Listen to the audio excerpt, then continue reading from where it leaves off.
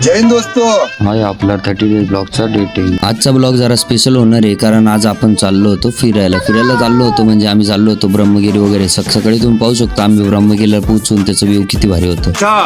थोड्या वेळाने आम्ही पोहोचलो होतो वरती ब्रह्मगिरीला. ब्रह्मगिरीचा व्ह्यू पाहून आमचं मन तर एकदम भारी वाटत होतं, काय सांगू तुम्हाला. त्याच्यानंतर तो एवढ्या वेळात खाली उतरत होतो. खाली उतरताना आम्हाला दिसला होता ग्रीन मांबा. ही मला वाटतंय का हा ग्रीन मांबा, तुम्ही सांगा हा कोणता साप आहे. त्याच्यानंतर आम्ही तिथून निघालो गेलो बॅकवॉटरला. पाहिलं इतकी पुरी बसले तर काय सांगू, ते पाहिलं गेलं नाही म्हणून आम्ही लगेच गेलो वंडर झोनला पोहोचलो. तिथं जाऊन आम्ही पाहत होतो काय इतके भयंकर 101 ऍक्टिव्ह VR गेम्स. त्याच्यानंतर गो कार्टिंगचा ट्रॅक पण इतका मोठा होता का तुम्हाला काय सांगू. आम्हाला ते पावल्याच गेलं नाही म्हणून आम्ही पण लगेच घेतले बँड्स आणि तिकीट्स काढून निघालो होतो आतमध्ये गेम्स खेळायला.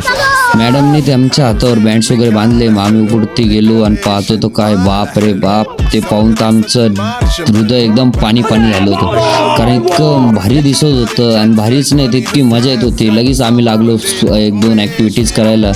त्यात आमचा मित्र लागला होता तीच ऍक्टिव्हिटी करायला आणि तो इतका जोरात पडला का तुम्हाला काय सांगू.